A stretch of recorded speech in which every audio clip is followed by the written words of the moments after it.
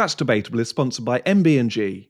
MB&G are specialists in the esoteric world of vehicle and furniture warranty insurance, delivering quite marvellous customer service, prompt claims payment, and a highly developed understanding of how to deliver these products in a way that is both compliant with the regulations and attractive to customers.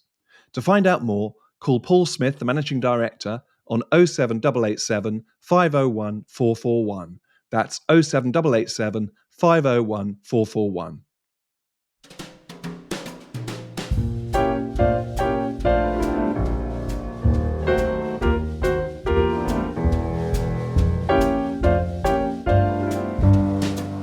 Hello, and welcome to That's Debatable, the weekly news podcast of the Free Speech Union. Ben, how are you this morning? I'm very well. We've been following events in Durham, haven't we, on Friday evening. So we're going to be talking about the debate that was cancelled there. And, you know, pretty old school example of cancel culture, that, and no platforming and so on. So we'll get into the details of that in a bit. How are you, Tom? Doing very well. Yeah, no, again, I've heard it this week quite a few times, people saying cancel culture doesn't exist, or references in the mainstream media to the so-called cancel culture. And every time I hear that, along with, I'm sure, many of our listeners and most of our members, the blood pressure goes up because of the amount of evidence that we have. And you actually had a really good idea just this week, Ben, because you're in the case team. Sometimes. You do every now and then. You had a really good. This was a really good idea. We have lots of people coming to us every single day with all sorts of problems at work, in other contexts, at university, whatever. And Ben, I think you put a call out in this week's newsletter that we're considering an additional new service for members who come to us, so people who sign up to the Free Speech Union, for people who have lost their job as a result of exercising their legal right to free speech, and looking for anyone who may be working in recruitment or know of others working in recruitment as career coaches that we can point members towards after they've been cancelled, after they've been put through the ringer by their employer and either had to leave or been forced out of a job. And really, one of the biggest things is finding a way to get that income coming back in again every month, so that they can pay all the bills and get through the cancel experience. Ben, I thought that was a really good idea, and it was you that had it, I think. It was. I don't pay Tom to say these sorts of things and to button up like that. But for which I'm very cross. I should get paid for saying yes, that. You should, a commission. I thought it's worth probably just explaining in terms of what the Free Speech Union can actually do for people. So if you're listening or watching for the first time, perhaps you're not a member of the Free Speech Union yet.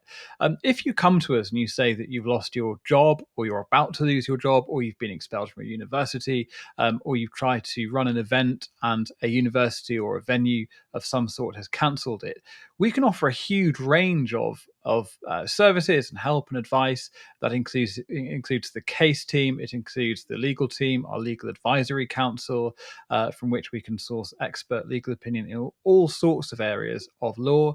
It includes media and PR advice, guiding you through broadcast interviews, linking you up with journalists to tell your story if that would be appropriate. We can refer people to counsellors and therapists if you've gone through an immensely stressful situation of losing your job or whatever it might be, and you want to speak to an expert. We can do all of these things and more. But one of the most concrete things that people will need after they have lost their job, particularly if they have if you've got a difficult gap on your CV to explain, is help finding new work.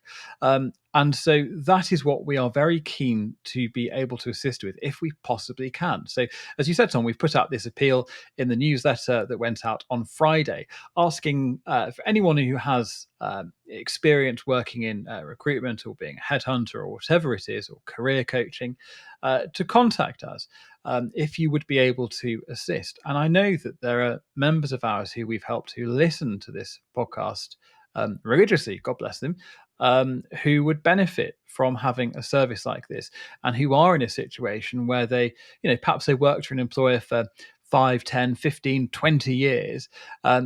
If you're suddenly caught short by the cultural climate changing in the way that it has, and you've lost your job because of something you've said, usually it's something pretty mild in my experience of helping our members, by the way. It is usually something pretty mild, and that can be enough.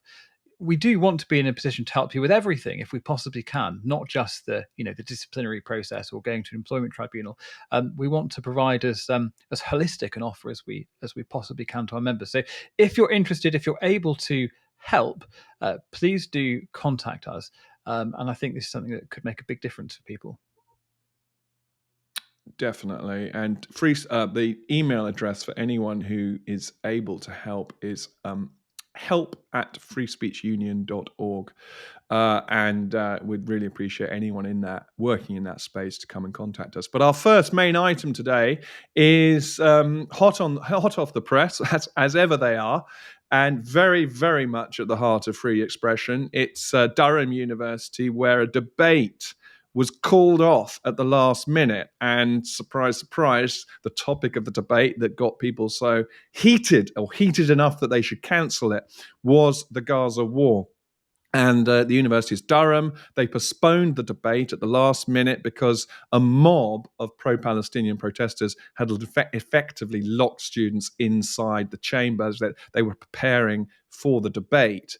And the debate was entitled "Whether Palestinian Leadership is the Biggest Barrier to Peace." And those who were set to defend the argument were Natasha Hausdorff of UK Lawyers for Israel, the investigative journalist David Collier, and Lance Foreman, a former Brexit Party MEP. But Ben, you've got lots of additional detail on some of the other thoughts on that cancellation, I think, haven't you? Well, what happened was that, and this is the university's line, and we're going to get into some of the other cases and some of the other detail that we've had with Durham University in previous years. But the university's line is basically that the debate was allowed to go ahead. And it was only, as you said, Tom, at the very last minute that it was cancelled because there was a threat to the safety of attendees, and one would imagine as well to particularly to the speakers. And there's an account from those who were there which describes this sort of human chain being formed around the building and people being locked inside the chamber for 2 hours while people banging on the windows and shouting "from the river to the sea" and so on. Now, if you look on the Daily Mail website, for instance, about this, you can see what looks like to me a pretty trivial collection of protesters, actually. I mean, I accept that if you were in that room and there were people banging on the windows and shouting at you, forming a human chain around the building, that clearly would be an intimidating environment. So I'm not saying it wasn't intimidating. But what I am saying was this: we are not talking about a force of thousands of people that police or campus security could not have removed fairly directly. It doesn't seem to me that it would have been an impossible security task to clear these people away from entrances and exits to the building, or to move them away from windows. Now, what we have here is an absolutely textbook example of the heckler's veto. And with this topic, with this particular debate, it is always going to be the case. It is inconceivable that it will not be the case that hugely heated passions are going to rise on both sides of it, and that there will be people who are always going to want to shut down any forum where any kind of pro-Israeli sentiment is expressed. So Even though it was a debate, though, Ben. I mean, this was a debate, so there were people on two sides. And but the powerful thing is that someone who is going to be fighting or debating against the motion went out and tried to speak to the students who were outside and who were creating this ring around the room, and he made a very, very powerful point. He said to the protesters who were trying to shut it down, he said, "Granting yourself what you're denying to others is shameful. To deny others the freedom to speak and debate when you yourself have encamped on Palace Green and been tolerated, allowed to speak and be heard by the entire university, is unforgivable. I supported you and believed in your cause, arguing passionately for Palestine, but your actions have alienated the very people you seek to persuade. And that's an extraordinary quote, I think, from the other side of the debate, from someone who clearly has themselves got very passionate views, on the Gaza side, on the Palestinian side, and says that these tactics, this way of shutting the debate down, is having exactly the opposite effect. And I think that will resonate with a lot of listeners, and probably resonates with a lot of people all over the country who are watching the sort of shutdown tactics and it does seem to be particularly the pro-Palestinian protesters who are trying to shut things down, backfiring. And it makes me wonder why these protesters are not more, well, I suppose they don't think it through, but more aware that that is what this will do. It will backfire. It doesn't help the sort of public perception of the cause, really, because it becomes total distraction from the debate, and the debate never takes place. Yeah, and this is only going to, obviously, it's only going to embolden people who do want to shut these debates down, or who do want to stop an Israeli ambassador from speaking, or who do want to embargo, prevent, obstruct any discussion of this conflict. And I think it shows that a relatively small number, and again, I say that I don't mean to minimize the intimidation that must surely have been felt by people in the room, but a relatively small number of people nonetheless who've been able to impose their view of this conflict on everybody else and prevent even a discussion of it from taking place. We speak often about the Higher Education Freedom of Speech Act, which is coming into effect later this summer, at the end of the summer, and really it cannot come quickly enough when you see things like this still going on. And interestingly, Ben, just hours before this debate was cancelled, as a group of academics, which included academics from Cambridge, from KCL, so that's King's College London, UCL, University College London, Imperial, Queen Mary's University London, and again King's, included all these people. They wrote a joint letter in to the Times. It's been published in the Times, saying that all parties should continue to support the implementation of the Higher Education Freedom of Speech Act, which is slated to come in on the 1st of August. Now, obviously, that's after the election. And they wrote this letter to say, look, we want all parties, whatever side, to make sure that there's no stalling tactics.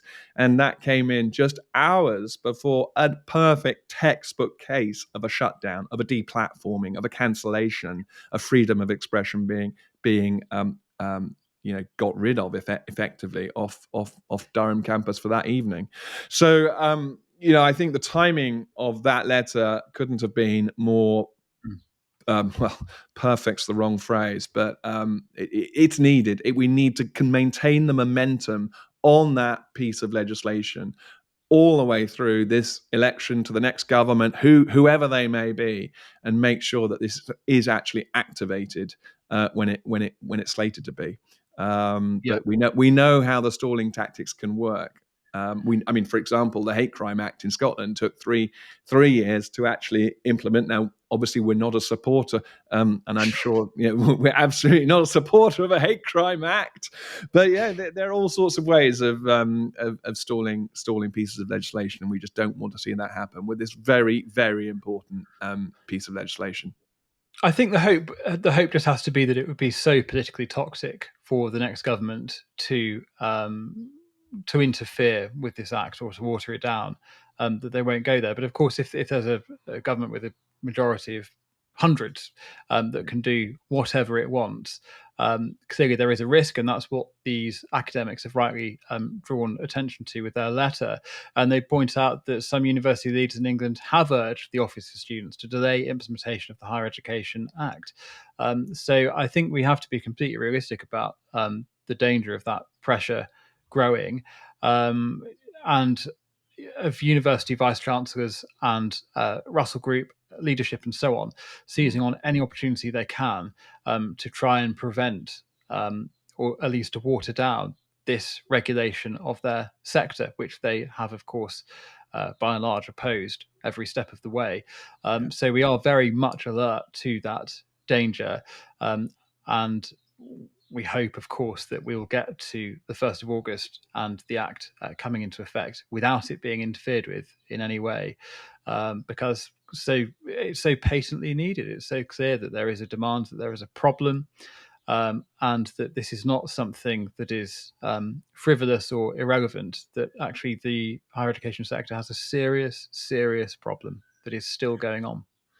And we, within the Free Speech Union, track our worst cases. We have a league table of universities and academic institutions which crop up most in our work. And at the top of the list is Durham, which is well worth just reflecting on now with what's happened last week in Durham. We've seen, obviously, in this example, we've seen a speaker cancelled. We've seen outrage mobs trying to shut people down. We also had an example back in 2022 where new roles were requiring academics to sign up to contentious statements. In this instance, it was a requirement for those applying for the role of assistant professor in Durham's International Relations Department. And applicants were told to provide a statement of no more than one side of A4, which outlined work which they had been involved in, which demonstrated their commitment to equality, diversity, and inclusion.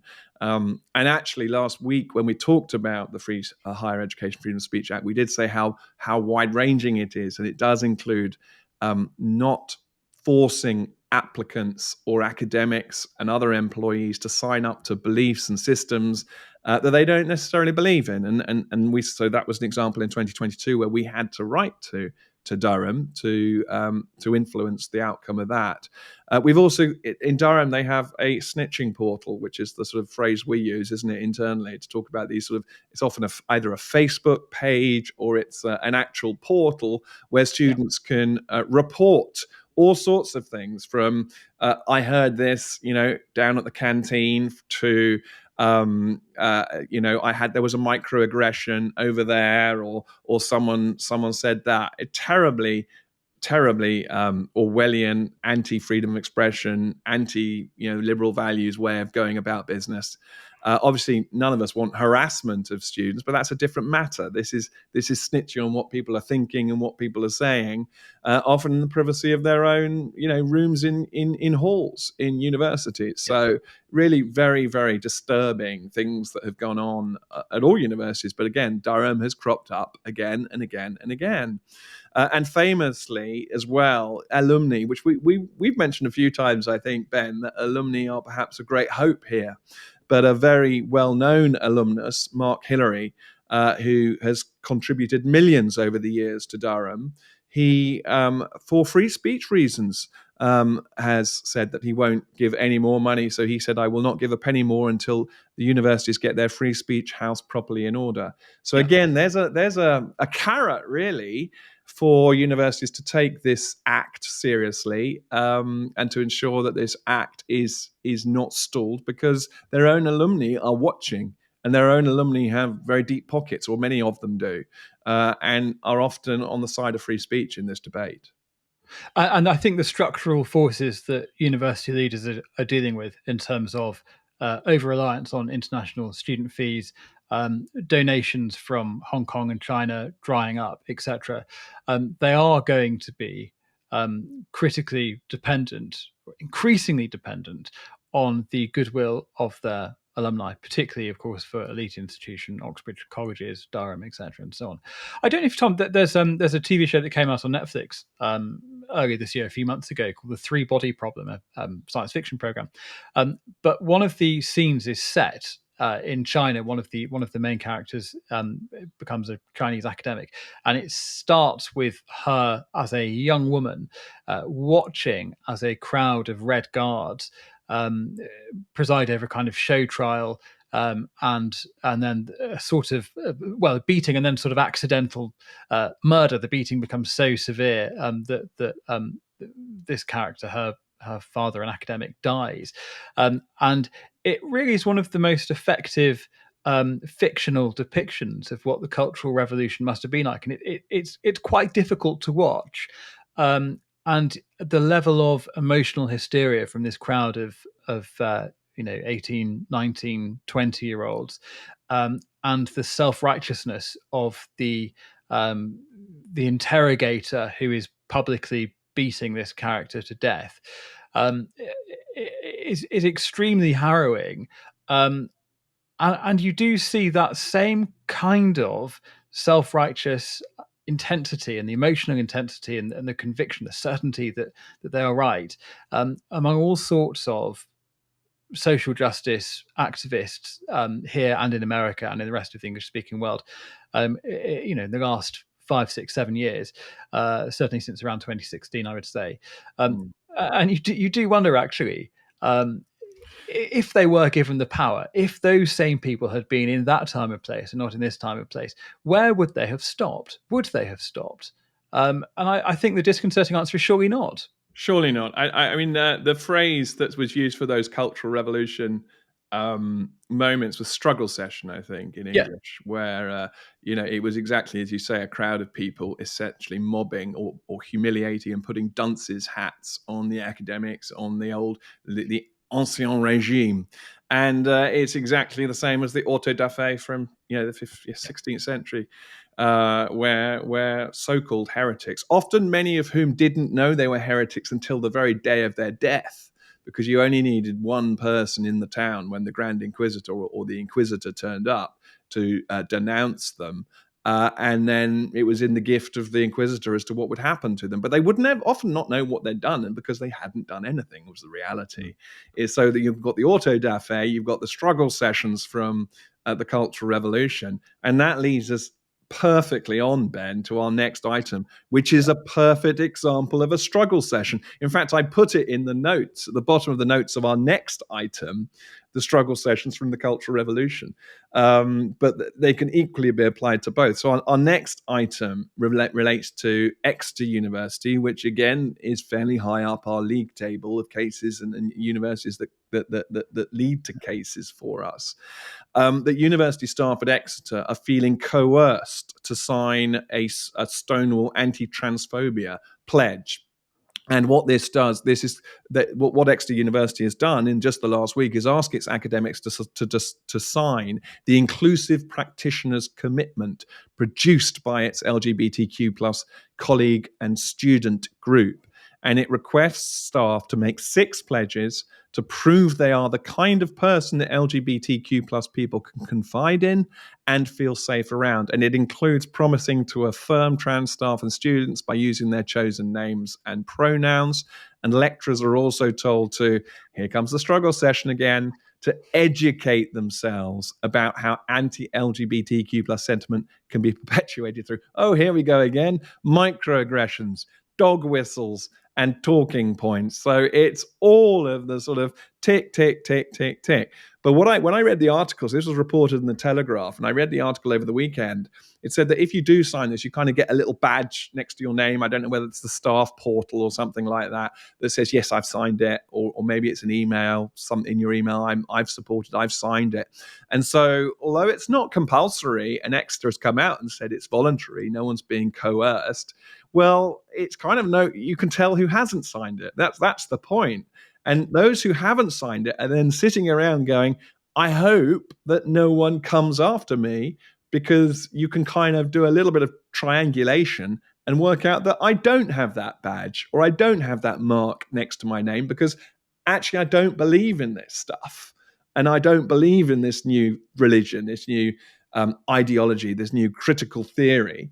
And so they're sitting around thinking, well, when am I going to get found out? When am I going to get pulled into the front of the crowd and have put into the stocks and have rotten fruit thrown at me? So that's happening again in Exeter today. This pains me, Tom, a great deal, because I went to Exeter as an undergrad and did a master's degree back in 2009, and it was a very sensible, pretty apolitical kind of campus. There was certainly not this kind of. I mean, the Occupy movement was going on at the time, so there was a social justice protest movement. There were tents on the Cathedral Green and all that kind of thing.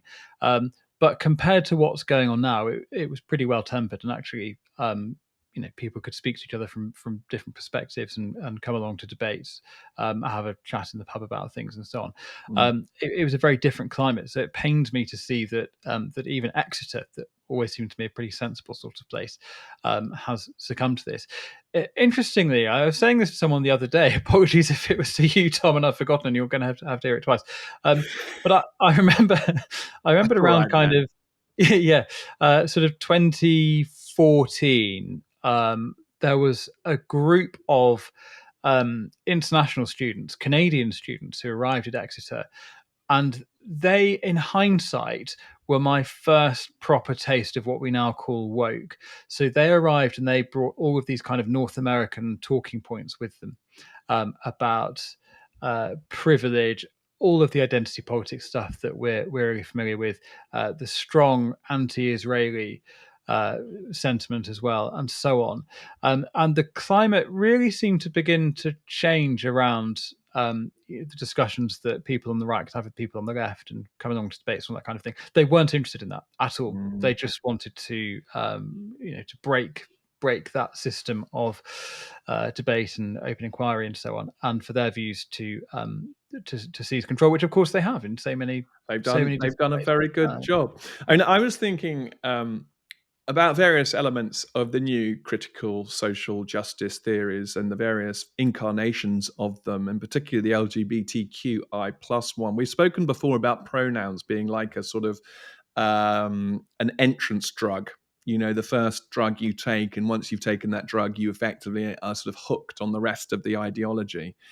But I've been thinking more about allyship, and I'm slowly coming more and more to the view and the conclusion that the whole idea of allyship, the concept of allyship, is essentially a lethal cocktail. It's a poison that, if one is coerced into allyship, and it pains me to say this because there are, in theory, there ought to be good things about being an ally and supporting people who in a normal world are genuinely marginalized. So I'm not throwing out that whole idea, but the way it works itself out, it becomes a poison because you drink it, and what happens is that you are called upon to think in a homogenous way. You are effectively giving away your right to dissent and to say, well, actually, in this instance, for example, the instance we were talking about before with the debate being shut down. In this case, I don't support that debate.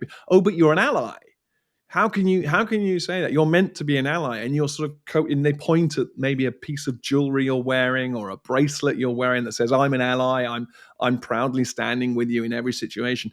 And suddenly you find you've bound yourself to causes you don't believe in, and to things that are in fact anathema to you. So allyship seems to me a lethal cocktail, a poisonous version or part of this whole critical theory thing. As I say, I'm not wanting to throw out the idea of supporting marginalized people, of course not.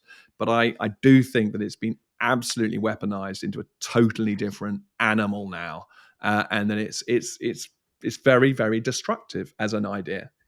Well, it seems to me that employers that tell their staff you have to be allies of these particular groups of people, these particular ideologies, they're really inviting their employees to outsource their thinking, to say, you don't have to worry about equality, diversity, and inclusion issues. Just let us think about that for you. Here's the solution. Here's the answer. This is the only perspective on those issues that you need. You don't need to think about this stuff. Just do as we say.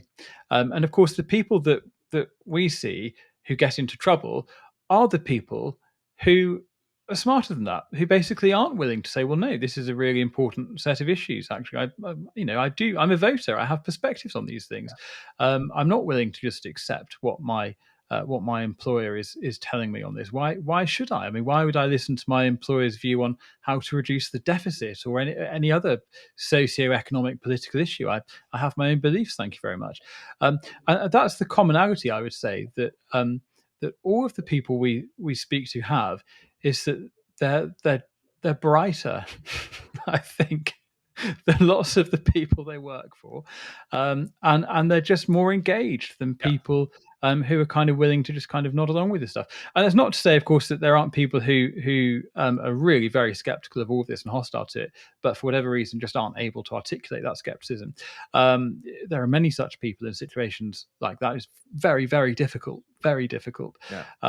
But that's the commonality, I would say. And so, particularly to academics to say, just turn off your brains. You don't need to think about this. Well, that was the point I was going to make. When you say outsource their thinking, outsource your thinking, we're talking about, who are we talking about? Are we talking about people for whom their brain is not their career? No, quite the reverse. We're talking about academics in both of the first two pieces that we've spoken about this morning today in this episode. We're talking about universities. More than that, we're talking about two of our very, very top universities who are saying, outsource your thinking. Let us do your thinking for you on these issues. Don't worry your pretty little face on your having your own view on these. No, woe betide you having your own view on these things. And so it is in exactly the places where there ought to be independent thinking that people are being told not to think. But I think that is the point, Ben.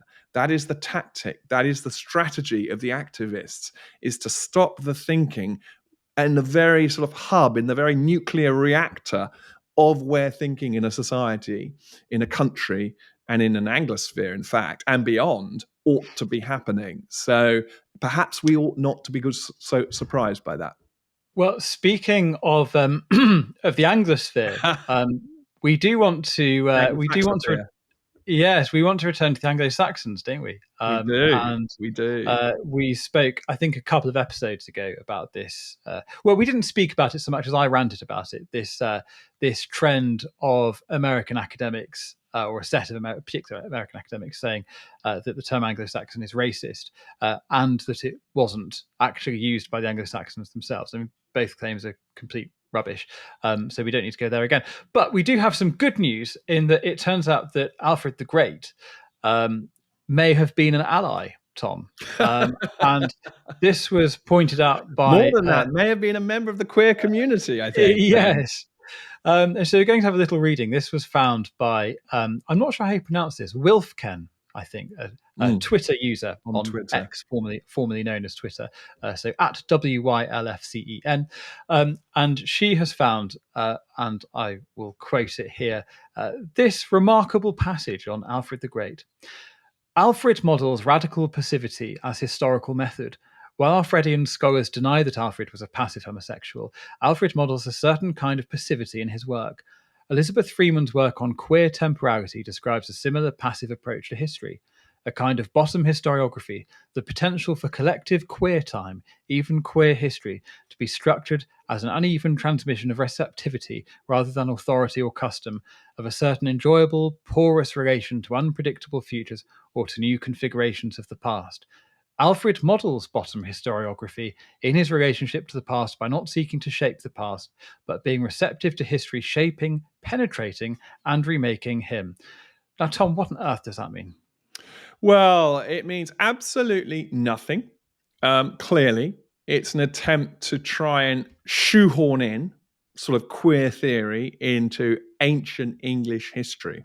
But it did get me scurrying off to remind myself of this whole area of what is now queer theory, which it is, I mean, the point about queer theory is it has nothing or very little to do with gay identity. Queer theory is, surprise, surprise, another version in the world of LGBTQIA plus, etc., another version of critical race theory. And in fact, David Halperin, who is an academic working in the field of queer identity, defines queer identity as follows. Unlike gay identity, which, though deliberately proclaimed and an act of affirmation, is nonetheless rooted in the positive fact of homosexual object choice, queer identity need not be grounded in any positive truth or stable reality.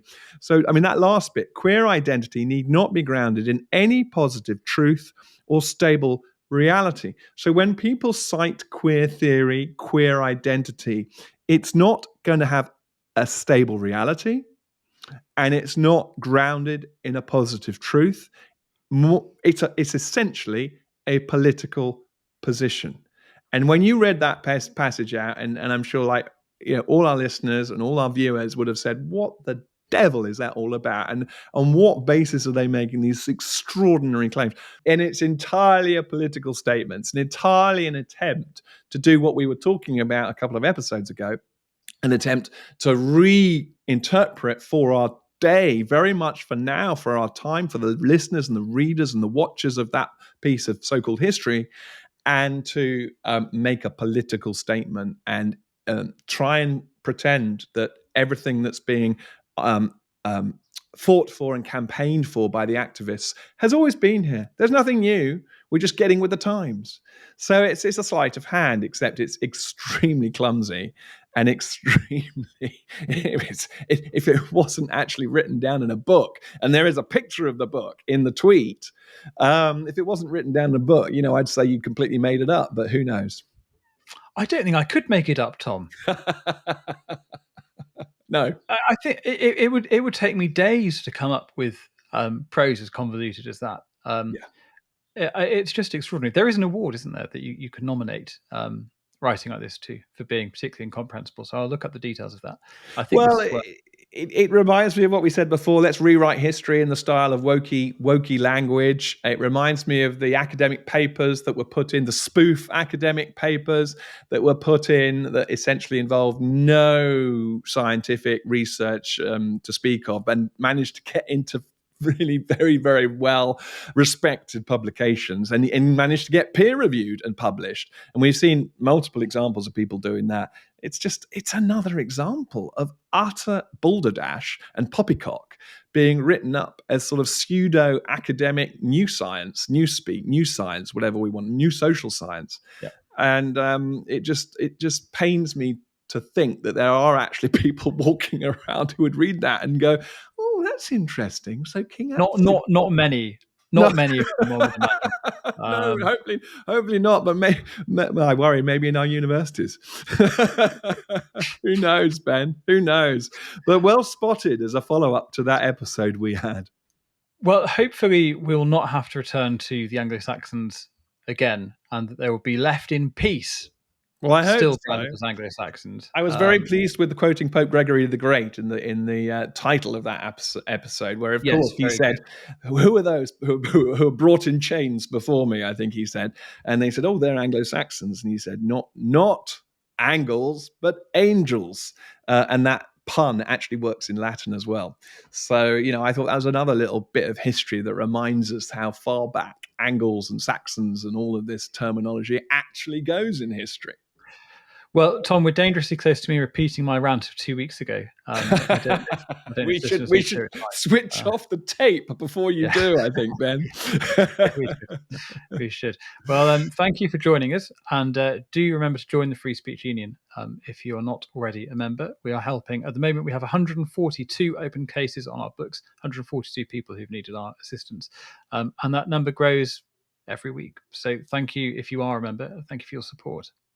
Thank you very much. We wish everyone a fantastic week full of free expression. So bye-bye for now.